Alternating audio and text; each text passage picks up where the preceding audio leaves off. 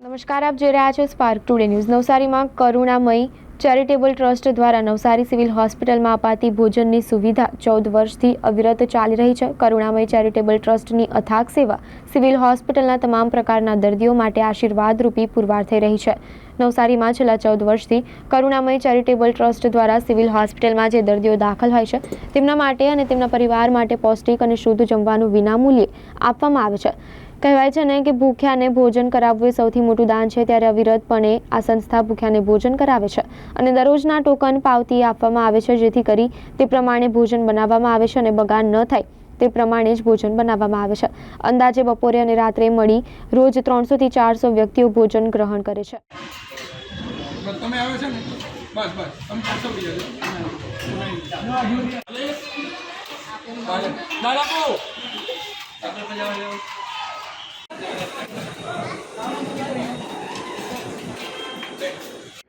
चौदह वर्षથી 14 જાન્યુઆરી 2010 આ કરુણામયી ચેરિટેબલ સંસ્થાની સ્થાપના કરી।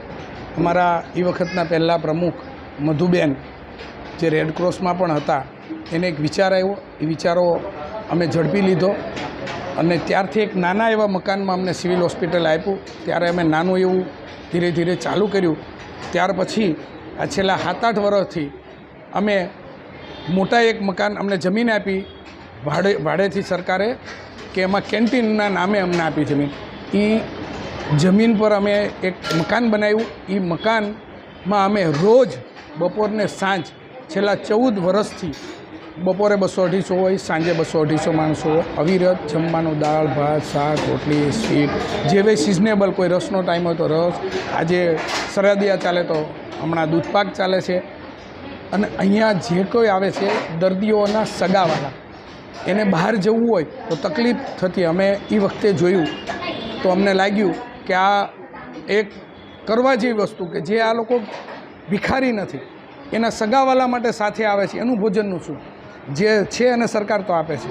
તો એક વિચારને અમે ઝડપી લીધો અને આ પ્રેરણા મને વ્યક્તિગત કહો તો મારી મા લીલાબાથી મધુબેને આપી, બાકી બગદાણાવાળા બજરંગદાસ બાપા, જલારામ બાપા ખવડાવું એ મારું મને પોતાને જ ગમતું વિષય છે।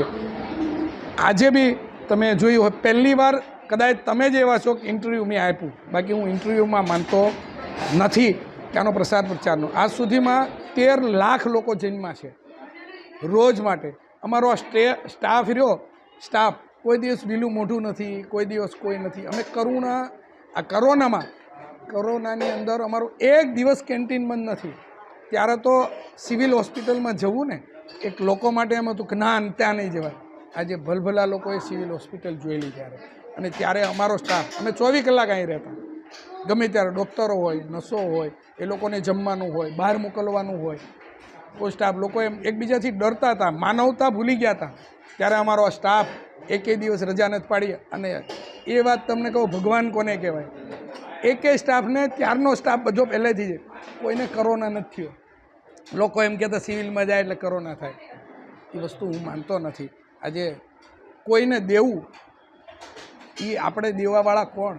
ઉપરવાળાએ આપણને એના માટે પ્રેરણા આપી છે અને એ આપણે દેવા નથી આવ્યા, એક વિચારધારા છે કે ઉપરવાળાએ નિમિત્ત બનાવ્યા છે। આ મારું નથી, હું પ્રમુખ છું, મારું ટ્રસ્ટ છે કે મારું નથી, ઉપરવાળાએ આપણને નિમિત્ત બનાવ્યા છે। આપણને કંઈક આપ્યું છે તો આપણે આ લોકોને આપીએ। આ લોકો જે આવ્યા છે એ સોમાની ગરીબ છે। એટલે મારી સાથે મારો ટ્રસ્ટનો સ્ટાફ, મારા ટ્રસ્ટના ટ્રસ્ટીઓ બધાનો કાયમ માટે સહયોગ છે અને અવિરત આ કામ ચાલુ રહે, બસ એટલી જ ભગવાનને પ્રાર્થના। હજી આ નવી હોસ્પિટલ બને છે, અમારી એક ભગવાનને તમે અમારા વતી પ્રાર્થના કરજો કે એક ફ્લોર અમને આપી દે અને મોટી હોસ્પિટલ બનાવીને આધુનિક રસોડું અમે લોકો માટે બનાવી શકીએ અને લોકોને વધારેમાં વધારે સેવા કરી શકીએ। અસ્તુ, ભારત માતા કી જય માતાજી। અને હજી અમે છેલ્લા 4 વર્ષથી રોજ જે બાળક જન્મે છે એ માતાને રોજના 1 કિલો લાડુ આપીએ છીએ। આજે 10 બાળક જન્માયો તો એને કાલે મળશે, ગઈકાલે જન્માય એને આજે અમારા સ્ટાફ આપી આવશે 1 કિલો લાડુ। ગુંદ, બદામ, ઘી, ગોળ બધી વસ્તુનો એક બનેલો એક લાડુ છે, એ માતાને આપીએ છીએ કે એનું બાળક જે રહ્યું ને એ આવતીકાલે કુપોષણવાળું નહીં થાય એની અમે ગેરંટી આપીએ છીએ. આ સેવા કરી અને આમાંથી બીજું કાંઈ નથી મળતું, આનંદ જ મળે છે. આનંદ ક્યાંક લૂંટવો હોય ને તો લોકોને કહેજો કે આનંદ અહીંયા આવે લૂંટવા માટે. જય માતાજી.